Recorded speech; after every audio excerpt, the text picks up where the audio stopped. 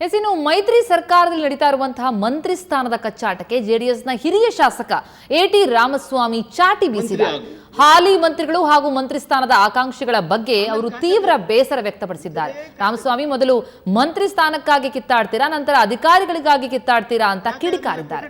ನಾವು ಜನಸೇವೆಗಾಗಿ ಇಲ್ಲಿ ಬಂದಿದ್ದೇವೆ ಎಂಬುದನ್ನ ಮೊದಲು 2 ಸಾಲಿನಲ್ಲಿ ಕೂರುವಂತಹ ಮಂತ್ರಿಗಳು ಮರೆತಿದ್ದೀರಾ ಅಂತ ಮುಖ್ಯಮಂತ್ರಿಗಳು ಕೆಲಸ ಮಾಡಲು ಸಾಧ್ಯವಾಗದಂತಹ ಪರಿಸ್ಥಿತಿ ಇದೆ ಅಂತ ಕಿಡಿಕಾರಿದ್ದಾರೆ. ನಿಮ್ಮ ಜಗಳ ಹೀಗೆ ಮುಂದುವರೆದ್ರೆ ನಿಮ್ಮ ಕಾಲದ ಮೇಲೆ ನೀವೇ ಚಪ್ಪಡಿ ಹಾಕೊಳ್ತೀರಾ ಅಂತ ಎಚ್ಚರಿಕೆಯನ್ನ ನೀಡಿದ್ದಾರೆ. ಮಂತ್ರಿ ಆಗಬೇಕು ಒತ್ತಡ,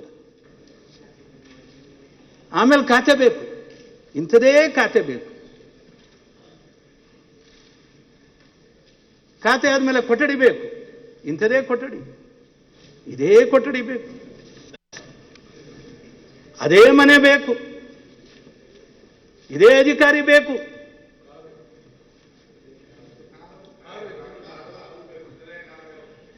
ನಿಮ್ಮದು ಅದೇ ಕತೆ, ಎಲ್ಲರದು ಕತೆ ಅದೇನೆ.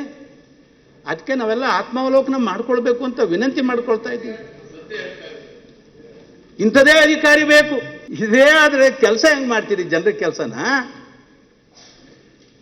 ಜನರ ಕೆಲಸ ಯಾವಾಗ ಮಾಡ್ತೀರಿ? ಅವ್ರು ಮುಖ್ಯಮಂತ್ರಿಗಳು ಜನರ ಕೆಲಸ ಮಾಡ್ಲಿಕ್ಕೆ ನೀವು ಬಿಡ್ಬೇಕಲ್ಲ. ಅದಕ್ಕೆ ನಾನು ಹೇಳಿದ್ರು, ಅಲ್ಲಿ 2 ಸಾಲಲ್ಲಿ ಕೂತಿರೋರು ಮಾತ್ರ ನೀವು ಹೊರರು, ನಾವೆಲ್ಲ ಕೂತಿರೋರು, ಇಲ್ಲಿ ಕೂತಿರೋರು, ಅಲ್ಲಿ ಕೂತಿರೋರು ಅನರ್ಹರು ಅಂತ ತಿಳ್ಕೊಂಡಿದ್ದೀರಾ? ಕಟ್ಟೆ ಒಡಿಸ್ಬೇಡಿ ನೀವು. ಮನಸ್ಸಿನ ನೆಮ್ಮದಿಯ ಶಾಂತಿಯ ಕಟ್ಟೆಯನ್ನು ಒಡಿಸ್ಲಿಕ್ಕೆ ಹೋಗಬೇಡಿ. ಜನ ಕೊಟ್ಟಿರ್ತಕ್ಕಂಥ ಆದೇಶ ಏನಿದೆ,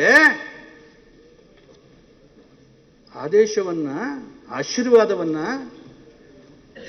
ಕಿಂಚಿತ್ತೂ ಚ್ಯುತಿ ಬಾರದ ರೀತಿಯಲ್ಲಿ ನೀವು ಜವಾಬ್ದಾರಕ್ಕೋಸ್ಕರ 2 ಸಾಲ ಕೂಲ್ತಿರೋ ಕಾಲಹರಣ ಮಾಡಿಕೊಂಡು ಕಾಲು ಎಳ್ಕೊಂಡು ಹೋದ್ರೆ, ಕಾಲು ಹಿಡಿದು ಹೇಳ್ಕೊಂಡು ಹೋದ್ರೆ ತುಪ್ಪನ್ನು ಬೀಳ್ತೀರಿ. ನಿಮ್ಮ ಕಾಲ ಮೇಲೆ ನೀವೇ ಚಪ್ಪಡಿ ಹಾಕೊಳ್ತೀರಿ. ಮಂತ್ರಿ ಆಗಬೇಕು ಒತ್ತಡ, ಆಮೇಲೆ ಖಾತೆ ಬೇಕು, ಇಂಥದೇ ಖಾತೆ ಬೇಕು. ಖಾತೆ ಆದ್ಮೇಲೆ ಕೊಠಡಿ ಬೇಕು, ಇಂಥದೇ ಕೊಠಡಿ, ಇದೇ ಕೊಠಡಿ ಬೇಕು, ಅದೇ ಮನೆ ಬೇಕು, ಇದೇ ಅಧಿಕಾರಿ ಬೇಕು.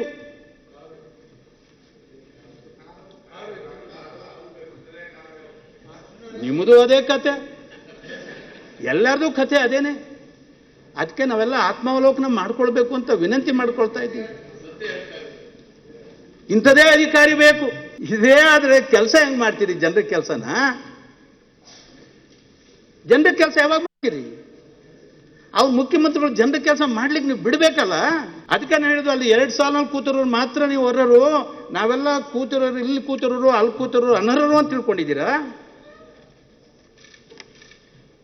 ಕಟ್ಟೆ ಒಡಿಸ್ಬೇಡಿ ನೀವು.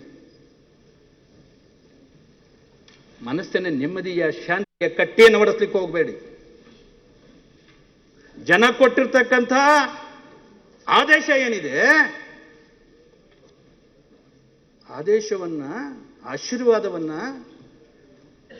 ಕಿಂಚಿತ್ತೂ ಚ್ಯುತಿ ಬಾರದ ರೀತಿಯಲ್ಲಿ ನೀವು ಜವಾಬ್ದಾರಕ್ಕೋಸ್ಕರ 2 ಸಾಲ ಕೂಲ್ತಿರೋ ಕಾಲಹರಣ ಮಾಡಿಕೊಂಡು ಕಾಲು ಎಳ್ಕೊಂಡು ಹೋದ್ರೆ, ಕಾಲು ಹಿಡಿದು ಹೇಳ್ಕೊಂಡು ಹೋದ್ರೆ ತುಪ್ಪನ್ನು ಬೀಳ್ತೀರಿ. ನಿಮ್ಮ ಕಾಲ ಮೇಲೆ ನೀವೇ ಚಪ್ಪಡಿ ಹಾಕೊಳ್ತೀರಿ. ಮಂತ್ರಿ ಆಗಬೇಕು ಒತ್ತಡ, ಆಮೇಲೆ ಖಾತೆ ಬೇಕು, ಇಂಥದೇ ಖಾತೆ ಬೇಕು.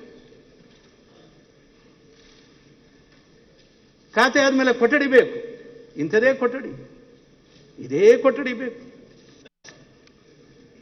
ಅದೇ ಮನೆ ಬೇಕು, ಇದೇ ಅಧಿಕಾರಿ ಬೇಕು.